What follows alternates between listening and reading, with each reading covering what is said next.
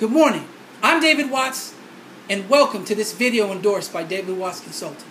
Based in Los Angeles, California, I'm a student-athlete advocate and consultant that stresses the importance of academic achievement and getting young student-athletes to transfer that same passion, that same desire, and that same work ethic that they have for their individual sport into all of their academic endeavors. Today is Wednesday, August 19th, and in this video message, I'll be discussing some very helpful back-to-school tips for all of you student-athletes.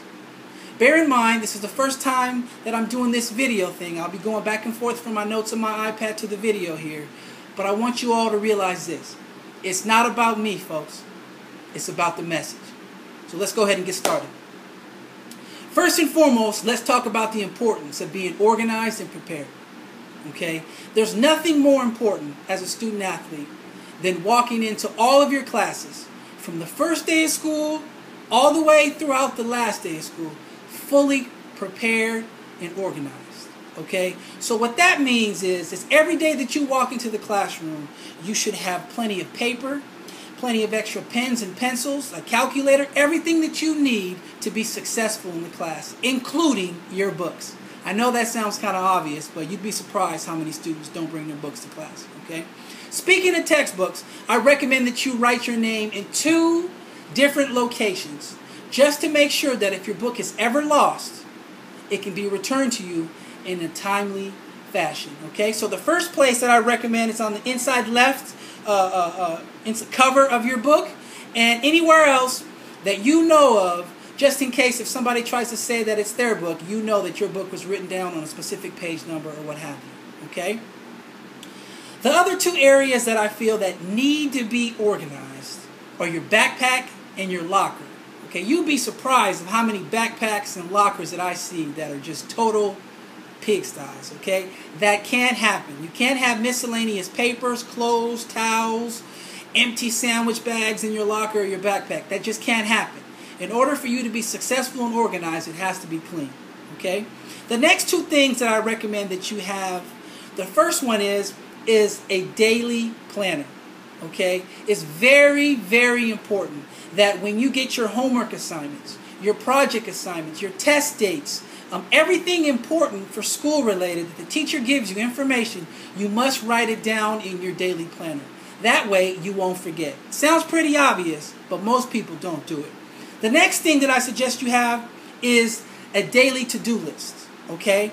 And either each night before you go to bed or before you go to school in the morning, what I recommend that you do is you write down all the things that you have to get done throughout that day. From the most important to the top to the least important down below. It's very important that throughout the day you go through and you check off the things that you've done and you circle the things that you haven't done so you make sure that you get that done the next day. Okay? Those people that have daily to-do lists are more productive throughout the day. Trust me when I say that, okay? It's very important. All right? The next area that I really want you guys to focus on is in the classroom, the expectations that are in the classroom, okay? As I mentioned before, you have to come prepared, you must be on time, and you must be ready to learn at all times. The best way that you can do this and hold yourself accountable is by sitting in the front. I know. Many of you don't like sitting in the front. I didn't either. But you know what? It's imperative that you do it because it makes you a better student. Okay? You don't want to be sitting in the back. You don't want to be sitting in the side because oftentimes it's very easy for you to be distracted. But also, it's harder to hear the teacher when she's saying things. And it's also harder to see the board. Okay? So you got to keep that in mind. Okay? Next, but also very important. All right? In terms of your class participation, okay? As a teacher, I think there's nothing more important as a student to make sure you're fully engaged. By being fully engaged, I recommend that you guys at least once or twice during class discussion, you either raise your hand to ask a question or you raise your hand to answer a question. This shows the teacher that you're fully engaged, that you're ready to learn, and that you want to do well. Okay, so that's very important. Another aspect that I see all the time, and hell, I was a victim of it as well, is we oftentimes get tired in class. especially after lunch, at the end of the day. You know, you get tired, it's warm in that classroom, but you know what? We have to fight it. It's one of the hardest things to do is to stay awake in class. You know, when the element, you know, you're comfortable, you're tired, this, that, and the other. So what I recommend that all of you students do is you let your teacher know ahead of time that if you ever get tired, that all you're going to do is stand up and sit in the back of the class. You're not going to be a distraction to anybody. The only reason for this is you want to stand and be alert, because I've never heard of anybody falling asleep standing up. Okay, so that's pretty hard to do. All right. Next thing here, in class expectations, is doing your very best to develop a relationship with your teacher. It's very important at the beginning of the semester that you attempt to try to get your teacher to know who you are and you get to know who they are. It's very, very important, because at the end of the day, a teacher that knows you and that has a relationship with you is most oftentimes going to give you the benefit of the doubt if you have that low B+, or if you want to get that low or very high A-. Okay, so that's very, very important. Also, in terms of discussions with your teacher, I advise and I recommend that you at least once a week or twice a month go and see all of your teachers during their office hours. It's very important to ask questions. It's very important to ask for advice and tips. It's very important to get your English papers edited. It's just important to let your teacher know that you care about the grade that you're going to be given for that particular class. Okay? Next, we're going to talk about the expectations while you're at school. Okay? It's very important that you maximize your time when you're at school for that 8 or more hours throughout the day. Okay? So what I recommend, many of you have free periods, many of you have lunch periods. I recommend that you fully use that period to your advantage.